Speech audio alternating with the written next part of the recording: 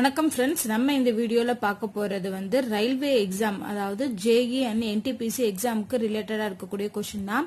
நான் இந்த கொஸ்டின் எடுத்திருக்கிறது வந்து பாத்தீங்கன்னா குரூப் டியோட ஒரிஜினல் கொஸ்டின். நிறைய பேர் கேட்டிருந்தீங்க இந்த கொஸ்டின் என்ன type question. Group D and ALP இருக்கு இல்லையா, அந்த எக்ஸாமோட ஒரிஜினல் கொஸ்டின்ஸ் தான் நான் எடுத்திருக்கேன். ஸோ அதுல இருக்க டைப் ஆஃப் கொஸ்டின் பார்ப்போம். அடுத்து நம்ம இதுல வந்து பாத்தீங்கன்னா நான் ஃபர்ஸ்ட் ஆல்ரெடி ஒரு வீடியோ போட்டிருக்கேன், இமேஜ் ரிலேட்டடான ஒரு ப்ராப்ளம்ஸ் போட்டேன், கவுண்டிங் ஃபிகர்ஸ் போட்டேன். ஸோ இதெல்லாம் எதுக்காகனா நம்ம எப்படி ஈஸியா ஸ்கோர் பண்றது, நிறைய டாபிக் இருக்கு, பட் ஈஸியா ஸ்கோர் பண்ணக்கூடிய டாபிக் அப்படிங்கறத நான் ஃபர்ஸ்ட் போடுறேன்.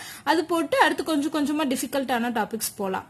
ஓகேவா? ஸோ இதுல பாத்தீங்கன்னா பைப்ஸ் அண்ட் டைம் அண்ட் ஒர்க்லாம் கொஞ்சம் கஷ்டமான கொஸ்டினா தான் கேட்டிருக்காங்க. ஸோ அதுல போய் நீங்க டைம் வேஸ்ட் பண்றதுக்கு இந்த மாதிரி சிம்பிளான கொஸ்டின் அட்டன் பண்ணீங்க அப்படின்னா ஈஸியா மார்க்கும் எடுத்துலாம், அதே மாதிரி டைம் கன்சியூமிங்கும் ஆகாது. ஸோ டைமும் ஈஸியா நீங்க மேனேஜ் பண்ண முடியும். அதுக்காக தான் ஃபர்ஸ்ட் பாத்தீங்கன்னா இதுல நம்ம பார்க்க போற டாபிக் வந்து டேட்டா இன்டர்பிரிட்டேஷன். ஸோ அதாவது கிராஃப், டேபிள்ஸ் மாதிரி கொடுத்து பை கிராஃப் இல்லைன்னா சார்ட் மாதிரி இந்த மாதிரி எக்ஸ் அண்ட் ஒய் வச்சு கொடுத்து இந்த மாதிரி கிராஃப் வச்சு கொடுக்கக்கூடிய கொஸ்டின் தான் டேட்டா இன்டர்பிரிட்டேஷன்ல வரும். இதெல்லாம் ரொம்ப சிம்பிளா கொடுத்துருக்காங்க. நீங்க பாக்குறதுக்கு தான் கொஸ்டின் பெருசா இருக்கு, ஆனா 1 செகண்ட் 2 செகண்ட்ஸ்ல நீங்க இதுக்கு ஆன்சர் பண்ண முடியும். ஸோ ஃபர்ஸ்ட் கொஸ்டின் பாத்தீங்கன்னா இந்த கிராஃபை பத்தி சொல்லியிருக்காங்க. கடந்த 5 வருடங்களாக தேசிய மட்ட நுழைவுத் தேர்வுல ஏபிசி கல்வி மையத்தின் முடிவுகள் பற்றிய தகவல் பின்வருமாறு வரைபடம் குறிக்கிறது. அதாவது என்னன்னா, இந்த ஒரு ஏபிசின்னு ஒரு காலேஜ் இருக்கு, அந்த காலேஜ்ல எத்தனை பேர் வந்து எழுதியிருக்காங்க, பாஸ் ஆயிருக்காங்க, என்ன ரேங்க் வாங்கியிருக்காங்க அப்படிங்கறது சொல்லியிருக்காங்க. அது வந்து ஒவ்வொரு வருஷத்துக்கும் கொடுத்திருக்காங்க, 5 வருடங்களுக்கு கொடுத்திருக்காங்க. நம்பர் ஆஃப் ரேங்கர்ஸ் பாத்தீங்கன்னா இவ்வளவு பேர் அப்படிங்கிறது கொடுத்திருக்காங்க. இப்ப என்ன கொஸ்டின் கேட்டிருக்காங்கன்னு பாருங்க. எந்த வருடத்தில் இந்த ஏபிசி கல்வி மையம் குறைந்தபட்ச ரேங்குகளை பெற்றிருக்கு? சோ குறைந்தபட்ச ரேங்க் வந்து எந்த வருஷம் அப்படின்னு கேட்டிருக்காங்க. பார்த்த உடனே சொல்லிடலாம் 2014. ஏன்னா 2014ல மட்டும்தான் 10 பேர் மட்டும் ரேங்கர்ஸா இருக்காங்க, மத்த எல்லாத்துலயும் பெருசா இருக்காங்க. சோ ஆப்ஷன் வந்து இதுக்கு 2014. இதுக்கு உங்களுக்கு எந்த ஃபார்முலாவும் தேவையில்லை, என்னது பார்த்த உடனே நீங்க வந்து ஆன்சர் கண்டுபிடிக்கிற மாதிரியான கொஸ்டின் தான் இது இருக்கு. சோ ஆன்சர் இதுக்கு வந்து 2014. கொஸ்டின் பாத்தீங்கன்னா ஒரு டேபிள் ஃபார்முலா கொடுத்திருக்காங்க. ஒரு கால்பந்து அணி 6 போட்டிகளில் பின்வரும் கோல்களை அடித்தது. சோ 6 போட்டிகள்ல ஒவ்வொரு போட்டியிலும் எத்தனை கோல் அடிச்சிருக்கு அப்படின்னு கொடுத்திருக்காங்க. இப்ப என்ன கேட்டிருக்காங்கன்னா, ஒரு ஆட்டத்தில் அவர்களின் சராசரி ஸ்கோர் என்ன? பின்வரும் அட்டவணையின் அடிப்படையில் ஒரு ஆட்டத்தில் அவர்கள் சராசரி ஸ்கோர் என்ன அப்படின்னு கேட்டிருக்காங்க. சோ சராசரினா என்ன கண்டுபிடிப்போம்? எல்லாத்தையும் கூட்டி எத்தனை வேல்யூ இருக்கோ அதால டிவைட் பண்ணுவோம். அதேதான் இங்கேயும் 2 1 3 3 plus 4 7 7 plus 3 10 10 plus 2 12. So 12 divided by இங்க எத்தனை ஆட்டங்கள் இருக்கு? மொத்தம் 6 ஆட்டங்கள். So 12 divided by 6 அப்படின்னு போடுவோம். இதை அடிச்சோம் அப்படின்னா 2 வரும். So ஆன்சர் இதுக்கு வந்து 2 வரும். சோ அடுத்த கொஸ்டின் பார்த்தோம்னா இது ஒரு கிராஃப் தான். XYZ என்னும் நிறுவனத்தின் பர்சனல் கம்ப்யூட்டர்களோட கடந்த 5 வருட விற்பனை தான் இங்க கொடுத்திருக்காங்க. சோ 10 வருஷ விற்பனை கொடுத்திருக்காங்க. சோ எவ்வளவு லேக் யூனிட் வந்து வித்திருக்கு அப்படின்னு சொல்லிங்க டீடைல்ஸ் கொடுத்திருக்காங்க. அந்த நிறுவனம் பேர் வந்து XYZ. இப்ப என்ன கேட்டிருக்காங்கன்னு பாருங்க. XYZ நிறுவனம் 2013ஆம் ஆண்டு எத்தனை லட்சம் யூனிட்டுகளை பர்சனல் கம்ப்யூட்டர்களை விற்பனை செய்திருக்கும்? சோ எத்தனை லட்சம் யூனிட்டுகள் வந்து 2013ல வித்திருப்பாங்க அப்படின்னு. சோ இதெல்லாம் பார்த்தவனே சொல்லிடலாம். 2013 இங்க இருக்கு. சோ அது வந்து எந்த வரைக்கும் கொடுத்திருக்காங்கன்னு பாருங்க, 70. அப்போ 70 லட்சம் யூனிட்ஸ் வந்து விற்பனை செஞ்சிருக்காங்க. சோ இதுக்கு வந்து ஆன்சர் வந்து 17. நிறைய பேர் என்ன பண்ணிருப்பாங்கன்னா குரூப் டில இதெல்லாம் மிஸ் பண்ணிருப்பாங்க. பார்த்த உடனே வந்து பாக்குறதுக்கு பெருசா இருக்கு, சோ நிறைய கால்குலேஷன் இருக்குன்னு சொல்லி மிஸ் பண்ணிருப்பாங்க. ஆனா இது ரொம்ப ரொம்ப ஈஸியான கொஸ்டின்ஸ். இது பார்த்து 2013ல எவ்வளோ அப்படின்னு தான் கேட்டிருக்காங்க. சோ அந்த கிராஃபை பார்த்து நம்ம ஆன்சர் பண்றோம். அடுத்த கொஸ்டின் பாத்தீங்கன்னா இது ஒரு டேபிள் ஃபார்மட்ல தான் இருக்கு. எம்மா ஒரு பெரிய விருந்திற்கு ஏற்பாடு செய்கிறார். மொத்தமாக எவ்வளவு செலவு ஆகும் என்று எதிர்பார்க்கப்படுகிறதோ அதற்கேற்றார்பாறு 5 மிகப்பெரிய பகுதிகளாக பிரிக்கப்படுது. அதாவது அவர் வந்து ஒரு முன்னாடியே அசம்ஷன் பண்ணி எழுதியிருக்காரு இவ்வளவு செலவாகும் அப்படின்னு. அதாவது ஃபர்ஸ்ட் பகுதி வந்து 25% வந்து செலவு, அடுத்து 20ங்கிறது இதெல்லாம் பெர்சன்டேஜ்ல கொடுத்திருக்காங்க. சோ இந்த மாதிரி 5 பிரிவுகளுக்கு இவ்வளவு பெர்சன்டேஜ் செலவாகும் அப்படின்னு கொடுத்துட்டாங்க. இப்போ கொஸ்டின் என்னன்னு கேட்டிருக்காங்கன்னா, அவர் பகுதி 3ற்கு 3000 ரூபாய் செலவழித்திருந்தால் பகுதி 2 மற்றும் பகுதி 5 இந்த இரண்டிற்கும் சேர்த்து அவருக்கான மொத்த செலவு என்ன? இவங்க என்ன சொல்லிட்டாங்கன்னா, பகுதி 3ற்கு எவ்வளவு பெர்சன்டேஜ் செலவழிச்சிருக்காரு? 15%. இந்த 15%ங்கிறது எவ்வளவு காசுன்னு கொடுத்துட்டாங்க. 3000 ரூபாய் வந்து அவர் செலவழிச்சிருக்காரு. சோ 15%ங்கிறது 3000 ரூபாய். இப்ப பகுதி 2 மற்றும் 5 மொத்த செலவு என்னன்னு கேட்டிருக்காங்க. பகுதி 2 எவ்வளோ 20%, பகுதி 5 எவ்வளோ 10%. சோ இதோட மொத்த செலவுங்கிறப்போ 30%. அது எவ்வளோன்னு கேட்டிருக்காங்க. ஓகேவா. 15%ங்கிறது 3000 ரூபாய் அப்படின்னா 30% எவ்வளவு வரும், இதை விட டபுள் வரும். அப்ப 6000. அப்போ 30%ங்கிறது 6000 rupees. சோ ஆன்சர் வந்து 6000. அடுத்த கொஸ்டின் பாத்தீங்கன்னா அதே அந்த ஏபிசி நிறுவனத்தோட தான் கொடுத்திருக்காங்க. கொடுத்துட்டு இது வேற கொஸ்டின். சோ ஒரே கொஸ்டின்ல கேட்டதுதான், ஆனா இது இன்னொரு கொஸ்டின்ல பாத்தீங்கன்னா டிஃபரெண்ட் கொஸ்டின் கேட்டிருக்காங்க. 2012ஆம் ஆண்டு வருடத்துல ஏபிசி நிறுவனம் எத்தனை ரேங்குகளை வந்து ஸ்கோர்களா பெற்றிருக்கும். அப்ப 2012 வந்து எவ்வளவு ரேங்க்ஸ் அப்படின்னு கேட்டிருக்காங்க. 2012 எத்தனை ரேங்க் 30. சோ ஆன்சர் இதுக்கு வந்து 30 அப்படிங்கறதுதான். அடுத்து பாத்தீங்கன்னா ஒரு கிராஃப் மாதிரி கொடுத்துட்டாங்க. இந்த வரைபடத்தின் அடிப்படையில் எந்த பிரிவு 360 புத்தகங்களை விட அதிகத்தை வந்து கொண்டிருக்கும். சோ இங்கிட்டு கொடுத்திருக்கிறது வந்து நம்பர் ஆஃப் புக்ஸ், இது வந்து செக்ஷன்ஸ் கொடுத்திருக்காங்க. சோ எந்த பிரிவுல 360 புக்ஸுக்கு மேல இருக்கும் அப்படின்னு கேட்டிருக்காங்க. இங்க பாயிண்ட் கொடுத்திருக்காங்க இல்லையா, அதெல்லாம் வந்து அந்தந்த செக்ஷன்ல உள்ள புக்ஸ். 350க்கு மேல எங்க வருதுன்னு பாருங்க. இதுல 300, இது 350, இது 400, இது ஒண்ணு வருது இல்லையா. அடுத்து இது ஒரு 350க்கு 360க்கு மேல உள்ள புத்தகங்கள். அப்போ இது வரும் 400 வரும். இங்க 300, 120, 140, 200, 300 இதெல்லாம் வராது. அப்போ இந்த 2 செக்ஷன் மட்டும் தான். இது வந்து 3வது செக்ஷன், இதனால 5வது செக்ஷன்.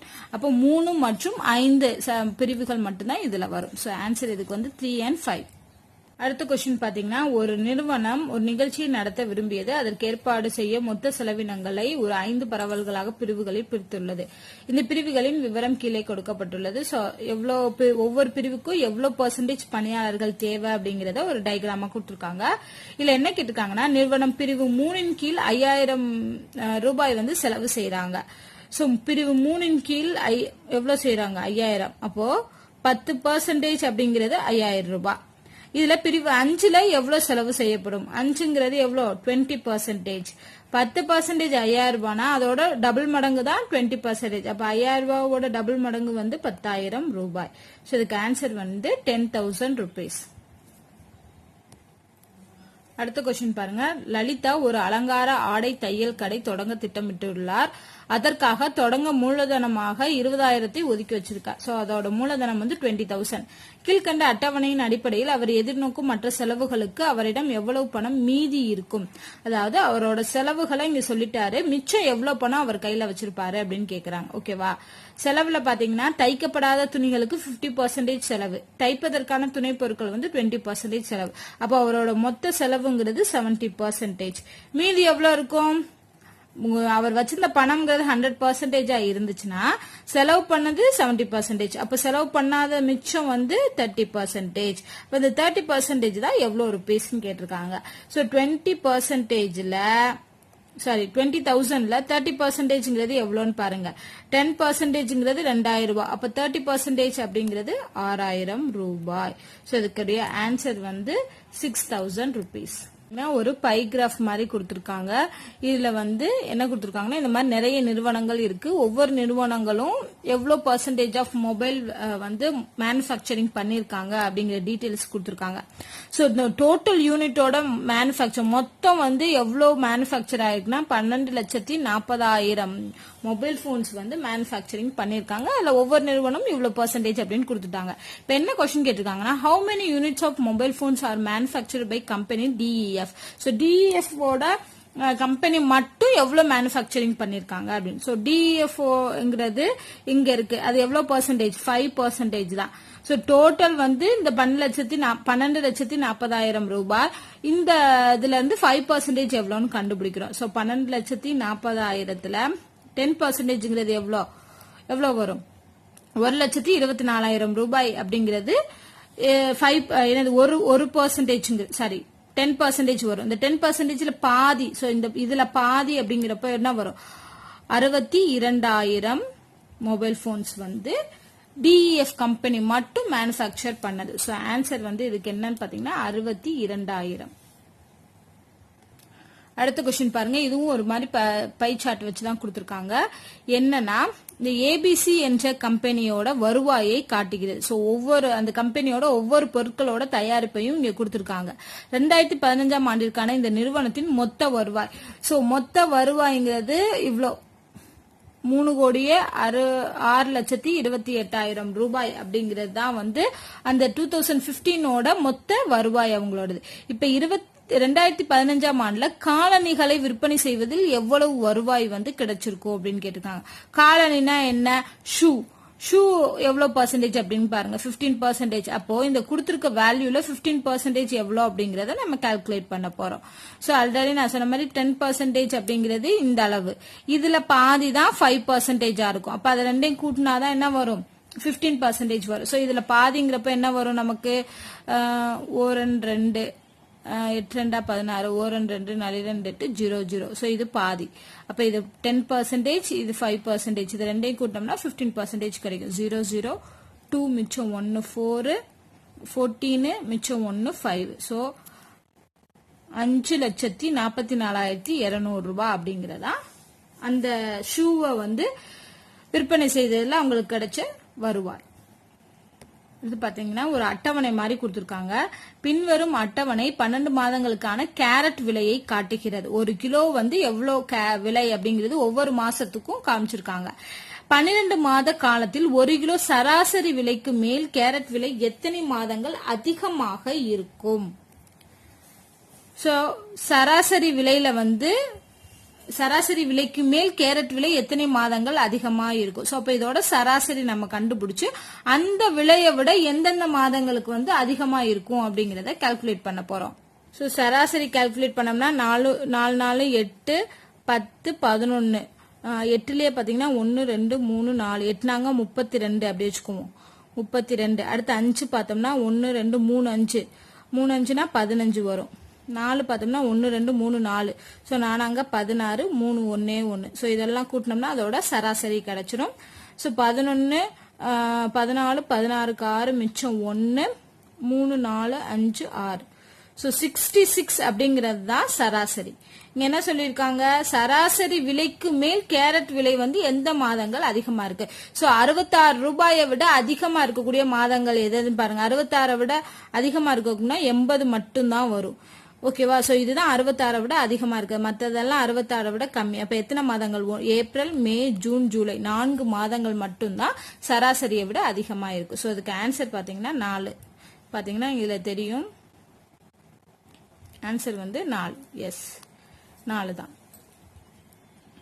அடுத்த கொஸ்டின் பாத்தீங்கன்னா இந்த வரைபடத்தில் 5 ஆண்டுகளுக்கு ஏபிசி நிறுவனத்தின் மூலம் தேசிய அளவிலான நுழைவுத் தேர்வின் முடிவுகள் பற்றிய தகவல்களை வந்து இந்த கொடுத்திருக்காங்க. சோ 5 வருஷத்துக்கான நம்பர் ஆஃப் ரேங்கர்ஸ் வந்து கொடுத்திருக்காங்க. இதுல ஏபிசி நிறுவனம் அதிக எண்ணிக்கையிலான தரவரிசை பெற்ற ஆண்டு எது? சோ அதிக எண்ணிக்கை அப்படின்னாலே எது ஹையா இருக்கு? இந்த 2015 தான் ஹையா இருக்கு. ஏன்னா அதுலதான் 80 ரேங்க்ஸ் வாங்கியிருக்காங்க. சோ ஆன்சர் வந்து 2015 அப்படிங்கிறது. சோ இந்த மாதிரி தான் பாத்தீங்கன்னா எல்லா எக்ஸாம்லயும் குரூப் டி அண்ட் ஏஎல்பில வந்து டேட்டா இன்டர்பிரேஷன் வந்து ரொம்ப ஈஸியா தான் கேட்டிருக்காங்க. சோ இதே மாதிரி நம்ம நிறைய கொஸ்டின்ஸ் வந்து சால்வ் பண்ணி பார்க்கலாம். இந்த வீடியோல உங்களுக்கு ஏதாவது டவுட் இருந்துச்சு அப்படின்னா கமெண்ட் பண்ணுங்க. இந்த வீடியோ உங்களுக்கு பிடிச்சிருந்தா லைக் அண்ட் ஷேர் பண்ணுங்க. நன்றி.